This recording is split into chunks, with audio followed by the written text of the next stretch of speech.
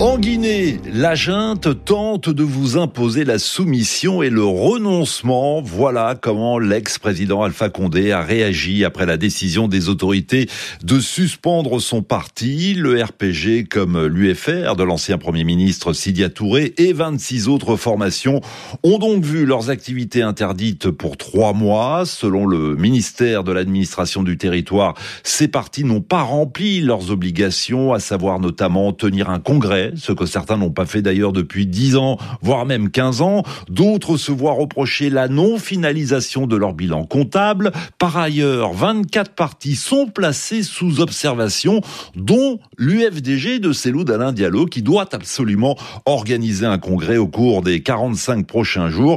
Et autre annonce également très commentée, la dissolution de 27 partis politiques. En tout cas, pour le collectif des Forces Vives de Guinée, il s'agit clairement d'une volonté de la junte d'éliminer de la scène politique les partis les plus représentatifs. Faut répondre les autorités qui assurent qu'il ne s'agit pas d'une chasse aux sorcières, mais bien d'un processus pour assainir le paysage politique. Je vous rappelle qu'avant le coup d'État de 2021, le pays comptait 350 partis politiques. Alors que vous inspire cette initiative? On en parle, on en débat ce matin sur RFI 33 9 693 693 70. Et comme tous les matins, évidemment, des dizaines et des dizaines de réactions sur nos réseaux sociaux, le compte WhatsApp de l'émission RFI Appel sur l'actualité. J'en lirai évidemment quelques-uns. Priorité au standard, évidemment, puisque RFI vous donne la parole. Bonjour Emmanuel. Oui, bonjour Juan et bonjour à tous les auditeurs de par le monde. Et vous êtes vous à Conakry, dans la capitale. Dans quel état d'esprit êtes-vous après cette annonce des autorités? Juan, il faut dire vrai, le projet d'évaluation des partis politiques pour revitaliser l'espace politique guinéen était une très bonne idée que plus d'un Guinéen a salué. Parce que, vous l'avez rappelé, il y a plus de partis politiques que ceux qui étaient actifs, que ceux qui participaient au électoral. Et cette évaluation, nous l'avons attendue à pied ferme pour savoir quels sont les partis politiques qui sont vraiment actifs sur le terrain et quels sont les partis politiques qui pourraient éventuellement participer à la vie politique. Oui, enfin, excusez-moi Emmanuel, l'idée n'est pas forcément de savoir quels sont les partis actifs sur le terrain. L'idée est de savoir quels sont les partis qui administrativement respectent la loi. Oui, mais vous savez, Juan, la vie d'un parti politique dépend de 2 éléments. C'est l'aspect légal et l'aspect de participation aux joutes électorales. Sur le plan légal, c'est avoir les documents administratifs pour qu'on puisse savoir que votre existence est normale, avoir un agrément, avoir un siège, avoir un compte bancaire. Mais ensuite, il faut aussi que le parti politique qui existe légalement puisse participer à la vie politique. Ça, c'est un aspect important parce que il faut qu'on sache que ce parti politique-là a des militants. Oui. Et cela, on peut le mesurer par sa participation aux échéances électorales. Oui, et on le mesure également en organisant des congrès, ce que certains partis n'ont pas fait depuis 10 ans, voire même 15 ans. Je le rappelais tout à l'heure en préambule, et ça a été rappelé d'ailleurs par la directrice nationale des affaires politiques, Djenabou Camara. Donc Emmanuel, à vous entendre, vous saluez la démarche des autorités. Oui, la démarche était saluée au départ, mais à la publication des résultats, j'ai pris ma tête parce que les partis politiques dont nous avons vu sur la liste qu'on pense qu'ils peuvent faire des actions politiques sur le terrain, c'est des partis politiques vraiment qu'on ne peut pas imaginer quand on dit que le RPG est suspendu, quand on dit que l'UFDG est sous l'observation. D'autres grands partis qui font les congrès. Oui, ce sont, là, je m'adresse à tous ceux qui nous écoutent hors des frontières guinéennes. Le RPG, l'UFR, l'UFDG, ce sont des partis historiques, ce sont des partis qui existent depuis la création du multipartisme au début des années 90. Absolument. On est étonné qu'aujourd'hui, et qu'on puisse dire que ces partis-là ne sont pas dans les règles, d'autant plus que nous savons la décision de la justice qui a suspendu le congrès au niveau de l'UFDG. Donc, on aurait penser, moi, comme plus beaucoup de Guinéens, qu'il y a un projet caché. Ouais. Il y a un projet caché. Et en même temps, votre voix se dégrade peu à peu, Emmanuel. En tout cas, merci beaucoup. Vous faisiez référence effectivement à cette décision de la justice. C'est vrai qu'on demande au parti de Cellou Dalein Diallo d'organiser un congrès dans les 45 jours. Sinon, le parti risque d'être suspendu, voire même dissous. Mais il se trouve qu'il y a quelques semaines, fin février, la justice a ordonné à ce parti de suspendre justement son congrès, puisqu'il y a des plaintes liées à des rivalités internes. Donc certains, comme à l'instant Emmanuel, se demandent si justement cette décision de la justice n'arrive pas au bon moment pour essayer de mettre des bâtons dans les roues au parti de Cellou Dalein Diallo. Saliou, vous êtes à Conakry, que l'organe qui est chargé de les évaluer souffre d'illégitimité. Monsieur Wan, nous sommes dans une transition, nous sommes dans le bon moment de pouvoir faire cette évaluation.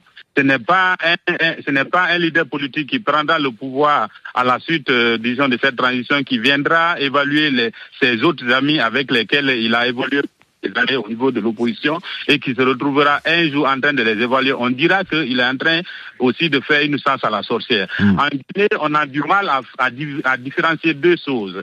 Nous sommes en train de penser que c'est nous, population, qui devons évaluer. Nous n'avons ni le pouvoir, ni les compétences de pouvoir faire ce travail. Et donc les militaires ont les compétences, eux, d'évaluer les partis politiques.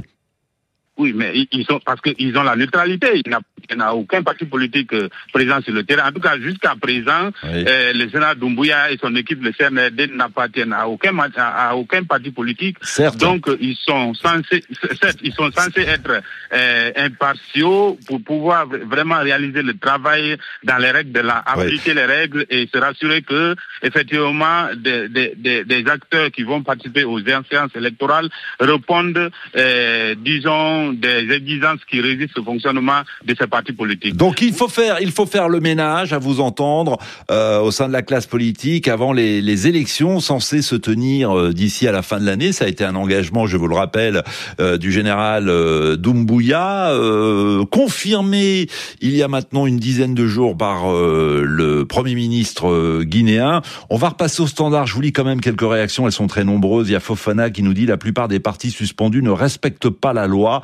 Ce sont ces mêmes partis qui nous parlent d'alternance à longueur de journée, alors que ce sont les mêmes leaders qui se trouvent à la tête de ces partis depuis 20 ans. Alpha dit à peu près la même chose. Il nous dit qu'il est nécessaire d'assainir l'espace politique guinéen. Agibou affirme que les autorités de transition reprochent aux partis politiques de ne pas avoir organisé leur congrès, alors qu'elles-mêmes, les autorités, n'ont pas été capables de mettre en œuvre ne serait-ce qu'un point sur les 10 que compte le chronogramme de la transition. Quel paradoxe. Voilà comment conclut Agibou sur WhatsApp. Bonjour Mina. Oui, bonjour Wangomen, bonjour à tous les auditeurs de RFI. Alors Mina, que vous inspirent ces suspensions, ces dissolutions? Êtes-vous surpris? Je ne suis pas surpris parce que la plupart de nos partis politiques ne respectent pas la loi. Vous savez, quand on veut gouverner un pays, on se doit d'être le modèle. Le modèle, ça commence à respecter les règlements intérieurs, même de leur propre parti. Il y a beaucoup de partis qui violent les règlements intérieurs de leur propre parti. Surtout le Congrès. Le Congrès, c'est la démocratie. Permettre à tous les militants de participer à un congrès et d'avoir la chance à être à la tête d'un parti politique. Mais vous savez, les partis politiques en Guinée sont financés par un seul leader. Donc pour moi, ça ne m'a pas surpris parce que la plupart des partis là ne respectent pas la loi. Oui, ils ne respectent pas la loi. Ils ne respectent pas la loi, mais vous avez certainement entendu ici et là les commentaires d'une partie de la classe politique et voire même des forces vives de Guinée, ce collectif qui regroupe les principaux partis et des organisations de la société civile. Le collectif dénonce une mise sous tutelle des partis politiques. C'est un coup dur pour la démocratie. Mais monsieur Wan, le Guinéen veut le changement. Mais personne ne veut que ce changement-là commence par lui. Ce n'est pas le problème. Nous voulons le changement. Nous voulons que les choses changent. Mais imaginez que quelqu'un qui a passé plus de 15 ans sans organiser un congrès au sein de son propre parti, quand lui va prendre le pouvoir, il va respecter quelle loi dans votre pays? C'est exactement. Alors là, c'est le verbatim des autorités. Le ministère de l'administration du territoire, c'est exactement ce qu'il a dit pour expliquer justement la suspension de ces partis et la dissolution d'une trentaine d'autres. Mina, merci pour ce coup de gueule. Bonne journée à Conakry où il est 8h51. Abdel, bonjour. Oui, bonjour Juan, bonjour à tous vos grands auditeurs dans le monde. Et pour vous, il n'y a pas de doute, il y a une réelle volonté de museler l'opposition. C'est aussi simple que ça. Il y a une volonté claire aujourd'hui de la junte militaire d'anéantir tout un grand boulevard au président de la transition pour une éventuelle candidature aux prochaines élections présidentielles. C'est ça la réalité. Mais l'autre réalité, et Mina le disait à l'instant, en colère, mais il le disait, les partis ne respectent pas la charte des partis politiques. Comment peut-on concevoir qu'un parti politique n'ait pas organisé de congrès ces 10-15 dernières années ? Non, je suis désolé, Juan. Ces partis politiques respectent les lois de leur parti, parce qu'il y a des partis politiques aujourd'hui qui ont été autorisés à exercer leur activité politique, qui n'ont pas de siège, qui ne font pas une assemblée générale hebdomadaire, qui ne font pas une réunion quelconque du conseil politique. Donc c'est ça, c'est des petits partis politiques aujourd'hui. Vous nous dites, Abdel, que parmi les 99 partis qui ont l'autorisation aujourd'hui de mener des activités politiques, certains d'entre eux ne respectent pas les critères demandés par les autorités. Et pourtant, ils ont le droit d'exister. Absolument, c'est clair, c'est visible. Parce qu'il y a des partis politiques aujourd'hui qui n'ont jamais organisé une assemblée générale dans leur parti politique, qui n'ont jamais organisé un conseil politique. Donc, qui sont aujourd'hui autorisés à exercer leur activité politique. Tandis que les autres, l'UFDG, on donne 45 jours à l'UFDG d'organiser le congrès, tandis que la justice est sous les pieds de l'UFDG, le RPG est suspendu, et l'UFR est suspendu. Donc, c'est ce qui est vraiment dommage et regrettable. Abdel, vous dites c'est dommage, vous dites que c'est regrettable. Est-ce que la Guinée a vraiment besoin de 350 partis politiques ? Non, la Guinée n'a pas besoin de 350 partis. Ça, je suis clair. Donc, aujourd'hui, il faudrait que l'administration du territoire puisse aussi respecter la procédure qui régisse les partis politiques. Parce qu'on ne peut pas se lever d'un bon matin, une junte militaire qui veut anéantir toute la classe politique, les partis politiques les plus représentatifs du pays, et autoriser aux petits partis politiques d'exercer leur activité politique. Ça, c'est ce qui est clair, c'est de museler toutes les grandes formations politiques de notre pays pour pouvoir donner un grand boulevard au président de la transition pour une éventuelle candidature aux prochaines élections présidentielles. À la présidentielle, museler les principaux partis, vous faites évidemment référence donc au RPG et à l'UFR, qui ont vu leurs activités interdites pour 3 mois, et l'UFDG qui est en suspens. L'UFDG de Cellou Dalein Diallo doit organiser un congrès au cours des 45 prochains jours, sinon il risque lui aussi d'être suspendu, voire même dissous. 9h54 à Paris. Bonjour Joseph. Bonjour Monsieur Juan. Vous saluez la décision des autorités? Tout à fait. Moi, je salue la décision des autorités et je voudrais, pour rappel, d'abord dire à vous et à toute l'Union nationale et internationale qu'en République de Guinée, il n'y a pas de parti politique. On n'a que des entreprises politiques à la tête desquelles existent des PDG inamovibles qui sont là depuis la création des partis et qui continuent à être le président, le bailleur de fonds et le candidat. Donc ça veut dire, pour prendre un exemple concret, l'UFDG de Cellou Dalein Diallo, ça vous choque que Cellou Dalein Diallo en soit le patron depuis la création? Pas seulement l'UFDG. Non mais je prends un exemple concret, mais... Oui, un exemple concret, oui. Mais prenez aussi le RPG. Où le président a été 40 ans dans l'opposition, il a fait 10 ans de mandat, il a été enlevé par coup d'État, mais il continue à être le président du parti, même étant hors du pays. Ça déjà, ça dénote quoi? La méconnaissance des lois de la République. Moi, je voudrais demander à tous qui sont intervenus là de lire la charte des partis politiques qui a été mise en place depuis 1991 et l'ensemble de ces partis politiques-là ont été créés sur la base de ces textes de loi, qu'aucun de ces partis ne puisse se respecter aujourd'hui et qu'on nous dise que c'est une manière de museler ces partis politiques. Je suis désolé. Bah écoutez, en tout cas, vous êtes désolé, mais Boubacar sur WhatsApp nous dit la suspension des partis politiques n'est rien d'autre que le musellement des droits et libertés des Guinéens. Cette chasse aux sorcières nous prouve à suffisance que le CNRD, donc la junte, veut confisquer le pouvoir. Ce n'est pas vrai, monsieur Juan. Il faut dire même que, moi je dis, l'administration du territoire a été la main un peu légère. Parce que si vous lisez très bien la charte des partis politiques, Il y a beaucoup de principes là-bas que les partis ne respectent pas. Ça, vous l'avez déjà dit. Vous l'avez déjà dit à plusieurs reprises. Donc, les suspensions et les dissolutions sont justifiées.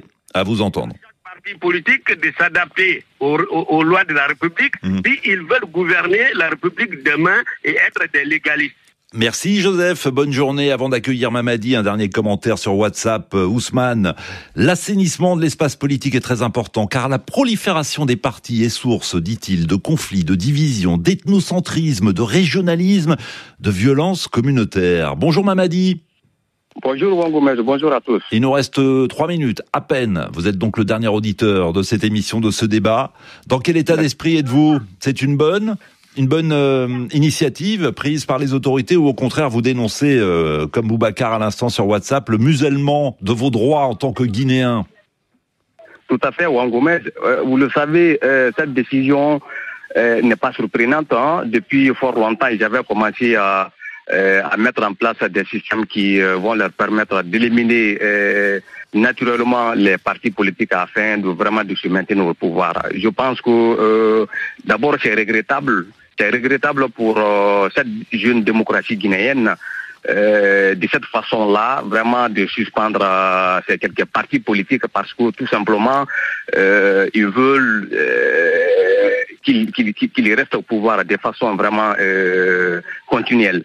Donc, moi, je pense que la gente doit comprendre quelque chose, que les partis politiques aujourd'hui, en grande majorité, n'ont que le reflet du peuple de Guinée. C'est-à-dire que c'est eux qui incarnent les citoyens, la démocratie guinéenne. Donc, il n'est pas vraiment normal là qu'on puisse vraiment les mettre à côté pour cette course. Donc, la décision, elle est claire, c'est juste rester au pouvoir. C'est votre mot de la fin. Merci Mamadi, bonne journée et merci de nous écouter.